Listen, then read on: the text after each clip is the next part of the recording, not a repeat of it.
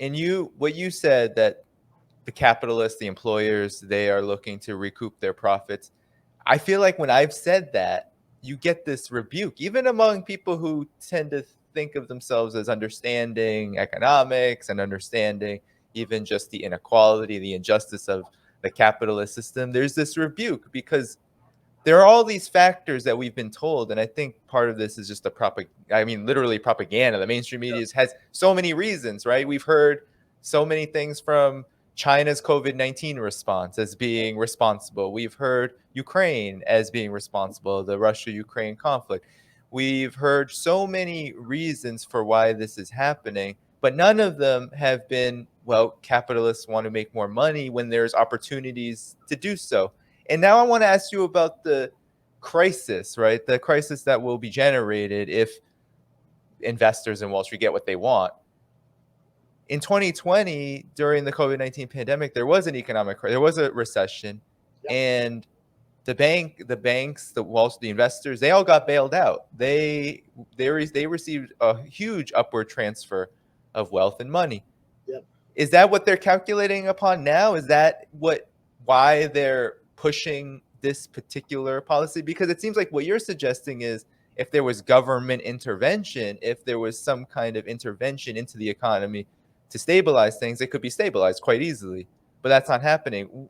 Why would Wall Street investors, why would these robber barons, so to speak, why would they want to tank the economy? Because that doesn't sound great, but they're vocalizing it. They're literally vocalizing it to the public. That's because they have learned over time that things like an inflation, if they are allowed to go on, can cripple an economy. They wish they didn't have to intervene. They don't like to have the government step in, but they're doing it because the alternative is worse. Look, that's the way it was in the 1930s.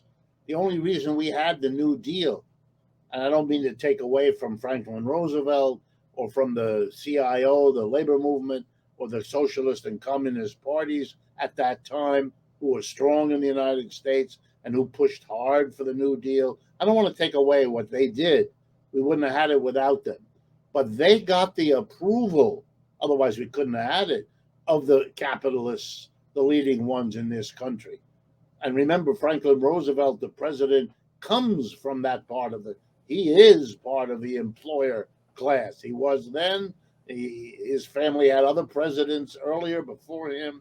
So he was absolutely of that. But that community supported it because they were fearful that if they didn't do this thing they didn't like, they would have something happen to them that they would not like even more. And I'll tell you what it was then, and I'll tell you what it is now. Then it was revolution.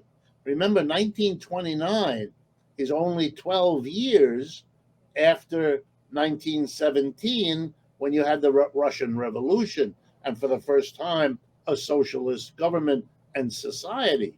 And capitalists everywhere were afraid that that could come to their doorstep. And when the stock market and the economies of the capitalist West collapsed, all of them, in 1929, those simple 12 years later, that's what they were afraid of. And they were told by the AFL CIO, in those days it was just the CIO, and they were told by the people in the streets, you better do something to fix this capitalism, or else you're going to see a revolution here. And that's what frightened them. And so they went along with Roosevelt's creating Social Security, unemployment compensation, a vast program of government hired jobs, the first minimum wage we ever had as a nation. All of those things that capitalists have always fought before and since were given almost easily at that time because so many capitalists were afraid of worse. Well, what is it today? Same thing. But what's the worst now? I'll give you some examples. This inflation, coming after these terrible 2 years, is really agitating the American working class. For the moment, their agitation is moving them to the political right, to Trump and all of that, white supremacy, abortion struggles that are in the news, obviously, these days, and so on. And so, as far long as that lasts, then the people at the top don't mind sticking it to the working class. And remember, just to understand, prices are going up 8.5% a year. Wages are going up half of that, which means every worker is falling behind.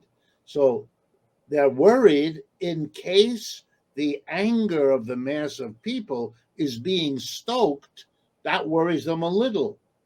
If it could go to the left, then they'd worry a lot. Oh, if Bernie or AOC or any of those kinds of folks, let alone those that are further to the left, if that begins to be where the anger goes, then they've got to stop that inflation right away. And they don't care what the government needs to. All those views about the appropriate government, that's all gone. Save us becomes the only issue. And let me tell you why they are worried now more than ever. 2 weeks ago, there was an election in France. Most Americans don't know and don't care. Big mistake. The French left is fractured, broken into lots of little, like the American left. But they did something remarkable under their current leader, whose name should be known in America, so I'll mention it. Jean-Luc Mélenchon. He unified the whole left wing. He got them all together and to create one party for these elections they had a couple of weekends ago. Includes the French Communist Party, the French Socialist Party, the French Green Party, and a bunch of others. They got a third of the vote in France 2 weeks ago. And Mr. Mélenchon is much to the left of Bernie Sanders. So, whoa. Now everyone in France, I mean, I read French. My father was born in France. I pay attention to the country. The whole capitalist class in France is completely, they don't know what to do. And the left in France, euphoric. They discovered, by the way, there is a right wing in France, a woman named Marine Le Pen. All right. In the elections 2 Sundays ago, the left wing Mélenchon got 31.6% of the vote. She, the right winger, she got 17%. American newspapers, she grew so much. That wasn't the important result. The important result is that the unified left got almost twice the vote she did. And that's the reality of French politics. Whoa. Everything is changing in France right now as we speak. The right wing doesn't believe in the war in Iraq, and the left wing doesn't either. The sitting president, he got 38% of the vote. So the overwhelming majority, 2/3 of the people who went to vote don't want the president they elected 2 weeks ago. So you have to understand everything is very fluid. So more and more people are saying we've got to stop this inflation, even if it throws 5 to 10 million people out of work, which it will. Yeah. Now, if you're the thinker, if you and I are analysts of this situation, then here's the real question, which no media dares to raise, that in Wall Street and in the corridors of power, all that's being asked is, which is more dangerous for the survival of capitalism? Letting the inflation go or causing a recession as the way to solve the inflation? That's the real question.